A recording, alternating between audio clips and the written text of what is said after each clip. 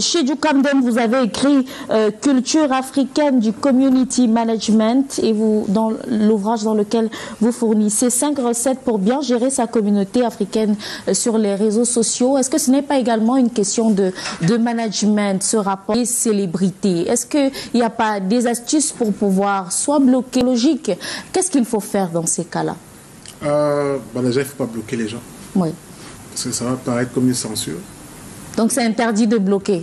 C'est pas interdit. C'est possible. D'abord, il y a le bouton bloquer. Oui. Mais je recommande de ne pas bloquer. Pourquoi? Parce que justement, il faut faire face à la critique. Généralement, il y a différents... Enfin, on peut classifier les commentaires de 3 types. Il y a les commentaires positifs, donc ceux qui vont dire du bien de vous. Et généralement, il y en a forcément. Il y a les commentaires négatifs, qui ne sont pas virulents, ni insultants.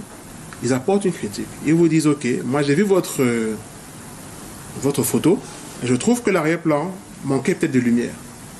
C'est un commentaire négatif. C'est ceux-là, généralement, qu'il faut bloquer. Et on voit forcément ces commentaires naviguer sur Internet. Il y a ceux qui viennent en commentaire, vous mettent portefeuille magique, qui mettent des publications à caractère commercial sur votre publication parce qu'ils veulent gagner en autorité sur votre publication. Oui. Et il y a ceux aussi qui sont ce qu'on appelle des trolls.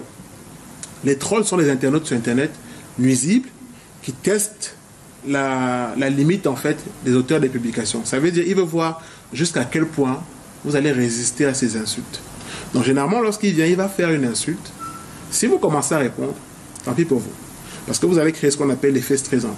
Vous allez lui donner de la visibilité inutilement. Et généralement, les gens vont venir regarder plutôt, ah tiens, qui a commenté cette publication? Et on va plutôt s'attacher du côté de celui qui vous a mis en mal. Et donc, on va essayer de le soutenir dans son effort malsain. Donc, généralement, ce qu'il faut faire, c'est que il faut apprendre à gérer les commentaires. C'est pour ça, des fois, on demande aussi d'être assisté par un métier qu'on appelle le community management. Oui. Généralement, ce n'est pas la star elle-même qui va gérer ces pages. Notamment, surtout la page Facebook.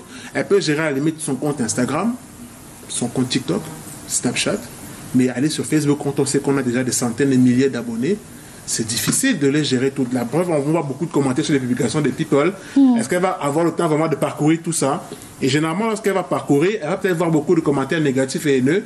Elle pourra se laisser gagner par les émotions et dire peut-être des mots qu'elle pourra regretter.